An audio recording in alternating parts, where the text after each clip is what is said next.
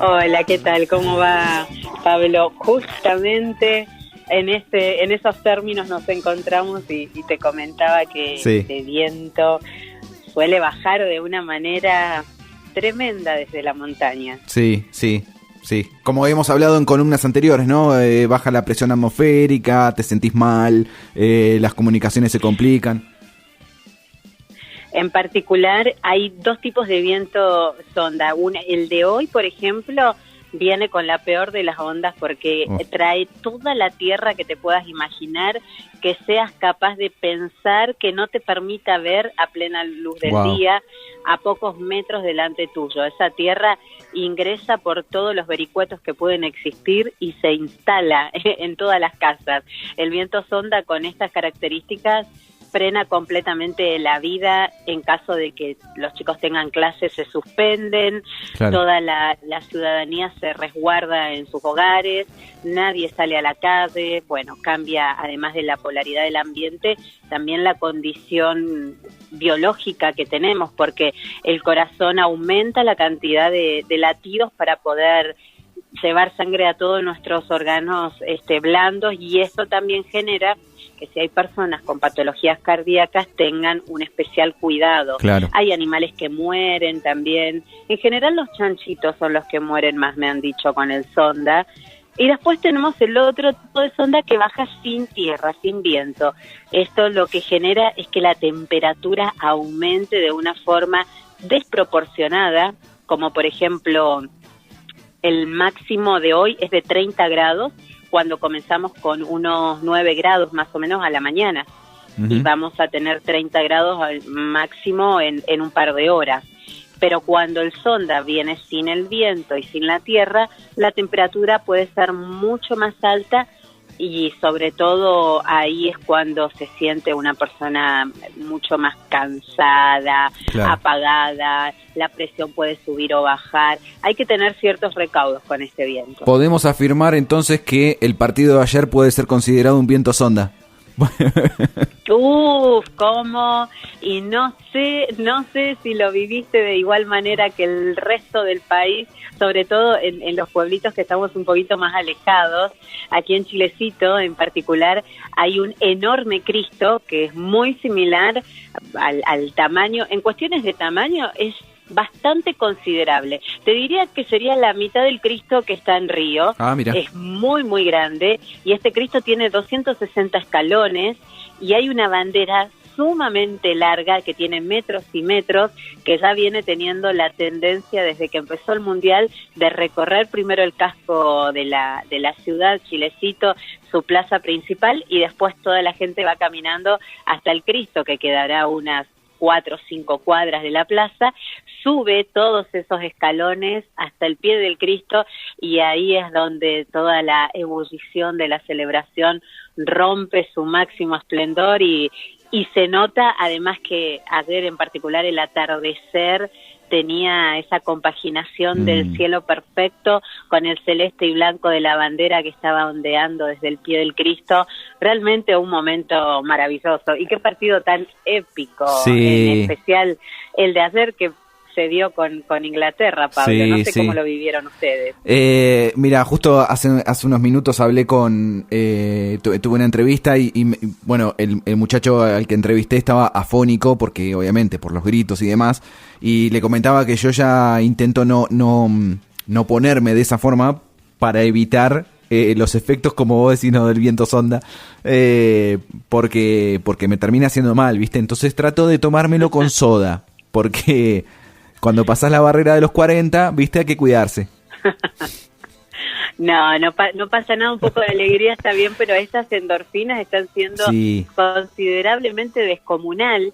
No sé si tuviste la oportunidad de ver algunos videos o cortes que se producían a raíz de los colapsos que las personas padecieron en estos partidos, pero había un cardiólogo muy interesante que en cierta entrevista estaba dando hace un par de días, vi ayer justamente este reel, en el que contaba que había atendido a 33 personas con infarto. Claro. En este tiempo, y también daba algún tipo de consejo médico como para que las personas que tienen una tendencia a esta patología patología o tienen algún problema crónico se puedan cuidar en estas situaciones. Y los comentarios, por supuesto, que siempre son los coloridos y lo que dan esa risa, y sobre todo se repetía, estábamos bien los 33, que era el número justamente de pacientes que había tenido este cardiólogo. Pero y cuántos videos también con desmayos de gente, que por ahí la familia seguía festejando después de haber comprobado que estaba con vida el que estaba al lado. Muy muy coloquial todo y muy tragicómico al mismo tiempo. Sí, por eso para cuidarse. Todavía no vi videos de este partido, sí del anterior, que bueno, fue capaz, tuvo una épica diferente por ser contra Inglaterra, ¿no? Pero en el partido anterior estuvimos tan hasta último momento, ¿no? Ahí en vilo, que creo que eso fue lo que provocó tantos problemas, ¿no?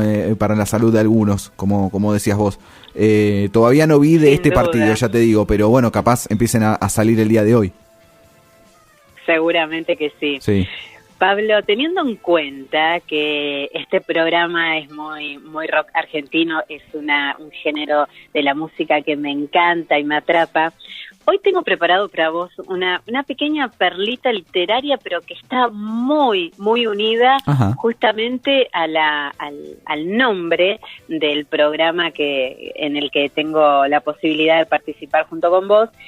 Y se trata de un libro que escribió un periodista que además fue uno de los pioneros en cuestiones de reseñas de crítica musical en Argentina. Él se llama Víctor Pinto. Ajá. Este periodista fue merecedor de 2 premios, de 2 Martín Fierro. Los Martín Fierro, nuestros máximos galardones a la hora de premiar. Uno de ellos fue por un programa radial justamente que tenía y se llamaba Kikoskin, y el otro premio por su trabajo justamente que está anexado a la trayectoria como periodista de crítica musical. Él escribió 14 libros a lo largo de su vida.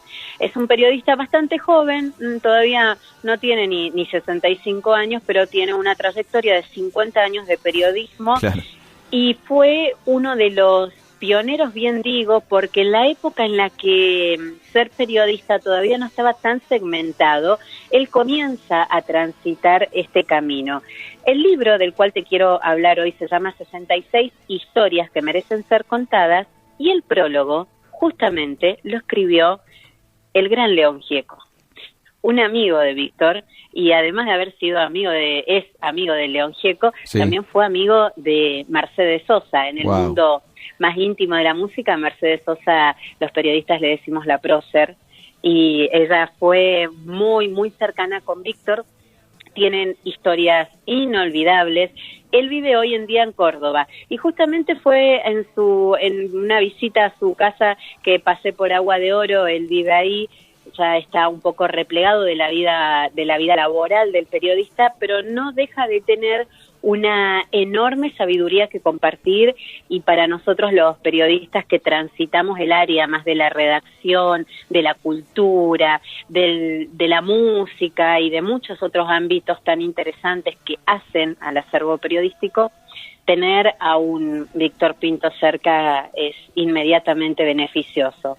Este libro en particular del que te quiero comentar, se tratan de 66 historias, todas y cada una de ellas que tienen que ver con la identidad de la música, del título de la música, de cómo es que esa música se interpretó por el autor, quién fue el protagonista.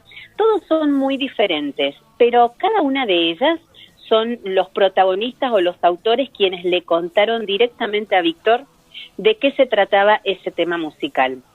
Y hoy quería elegir uno que todos lo recordamos, y esto es solamente para darte el tinte del tipo de libro del que se trata. Sí. Es un libro muy fácil de leer porque cada una de las historias no tienen más de una sola página, o algunos como mucho 1,5 páginas, porque son historias contundentes, sumamente atrapantes, y tienen además la claridad del relato de su historia. Antes de que me cuentes sobre esta historia, antes de que me cuentes sobre esta historia que seleccionaste, destacar que recopiló a Charly García, Spinetta, Fito Páez, bueno, Mercedes Sosa, como mencionaba, Joaquín Sabina, bueno, León Gieco, obviamente, ¿no? Monstruos del rock y de la música. Con quienes él tuvo una relación directamente vinculada. Y en la tapa de este libro, yo te voy a mandar la foto de esta tapa, hay una imagen, Pablo, que es sublime, en la que está el flaco Spinetta parado. Alrededor de la mesa, junto con él, se encuentra Charly García, Andrés Calamaro, León Gieco y otro cantante también muy terrible que no recuerdo muy bien, no es Calamaro, es, bueno, otro cantante, y por detrás de esta escena, mirando a todos estos grandes, se encuentra justamente Víctor Pintos, muy joven, que pertenecía a ese tipo de encono de músicos gigantes. Y bueno, en otras imágenes en las que está con Mercedes Sosa, bueno, Rubén Rada también fue otro a quien él emuló gratamente, y además de eso, te cuento perlitas de su vida privada porque lo conozco, tengo ese privilegio. Sí. Él vivió 6 meses en la casa de Atahualpa Yupanqui, donde hizo un libro increíble, Cartas a Nenet, donde su propio hijo le entregó en mano de puño y letra, escrito por Atahualpa Yupanqui, una epístola enorme en la que se basó su libro y lo invitó a que sea él el escritor.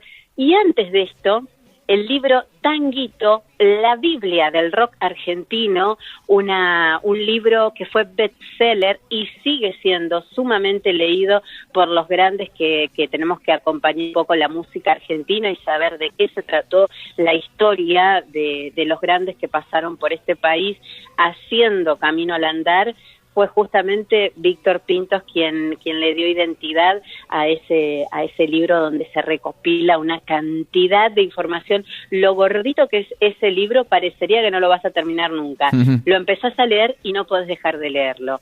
Quería destacar esto como una reseña sobre quién estamos hablando, Pablo. Mira qué bueno. Y acá, como acostumbro, lo googleé y Aparece en buscando 66 historias que merecen ser contadas.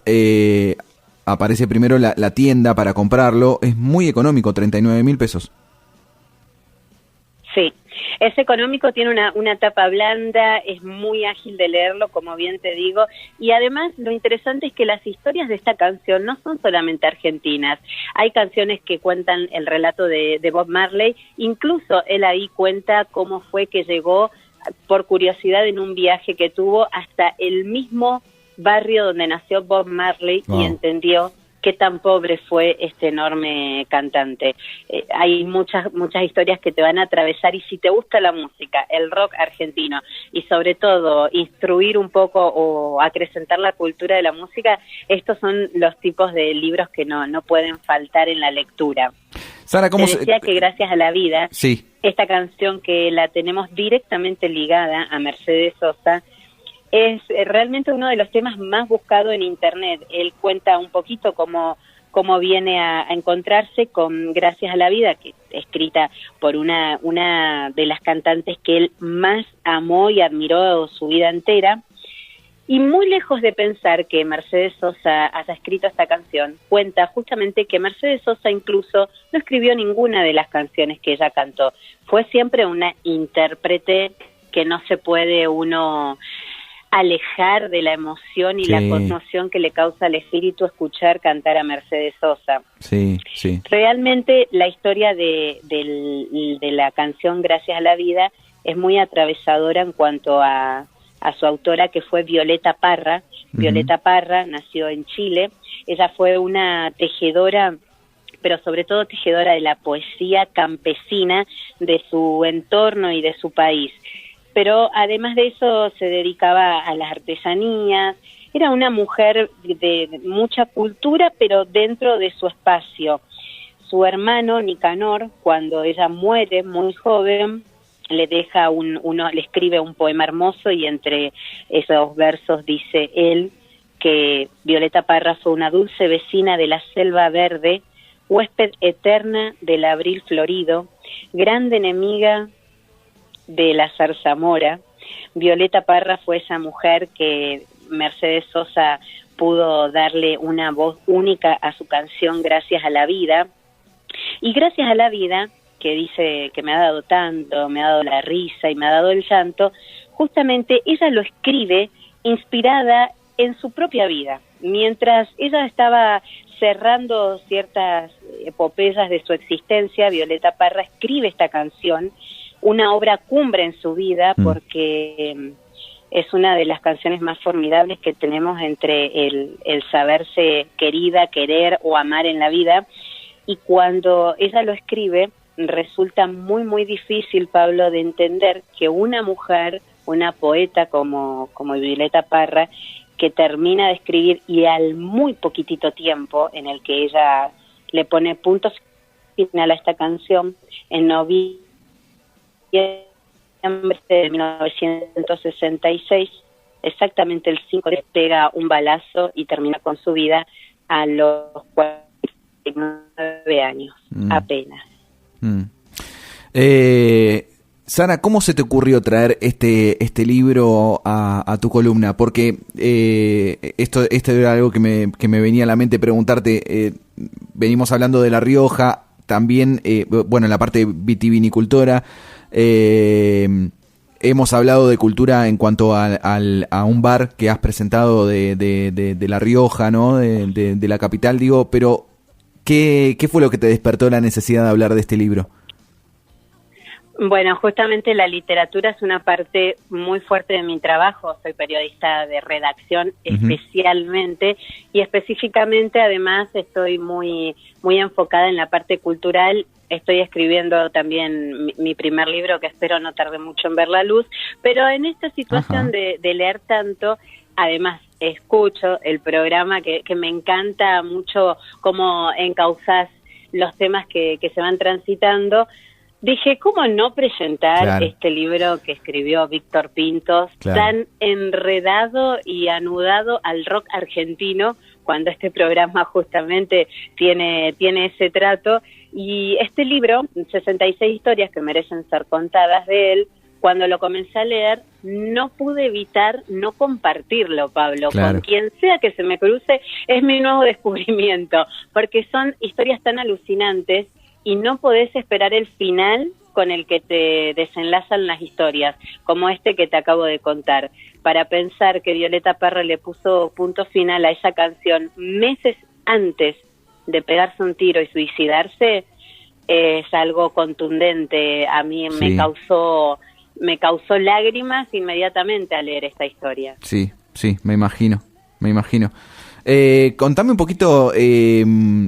eso de que estás escribiendo un libro, ¿podés adelantar algo de qué se trata, o no sé, lo que quieras contar?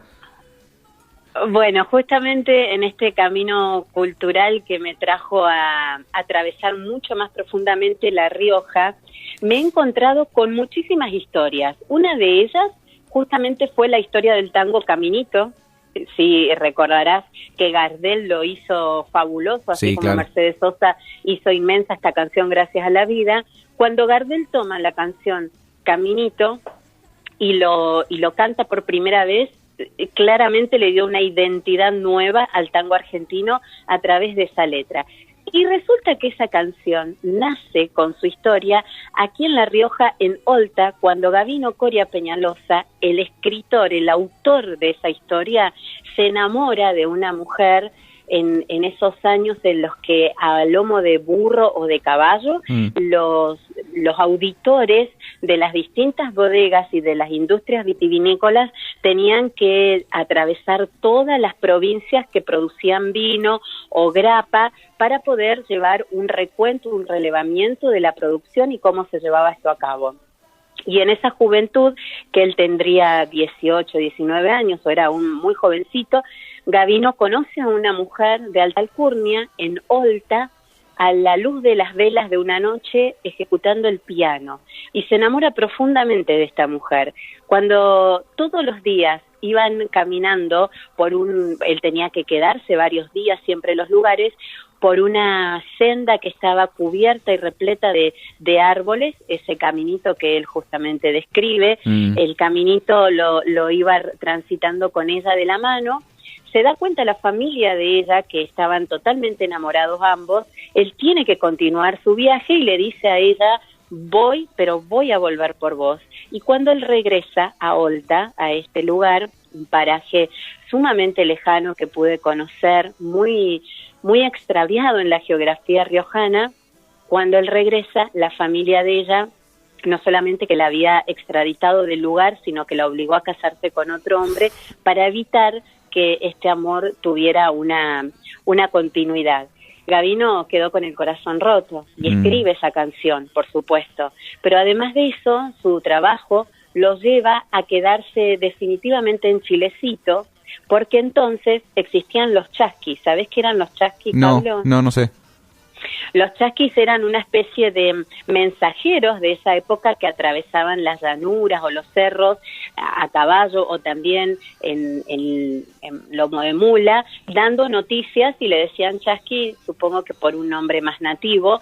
Entonces, lo que sucedió fue que uno de los auditores, compañero de Gavino, llega a una de estas fincas y se encuentra con que había un trabajo bastante malo dentro de esta finca, y era un hombre que no se dejaba inducir por la corrupción que también en ese momento existía. Si te pagaban un poco de dinero, vos hacías la vista gorda, hacías como de cuenta que no viste lo que estaba sucediendo, y en ese entonces se trabajaba de forma ilegal, sobre todo con la grapa.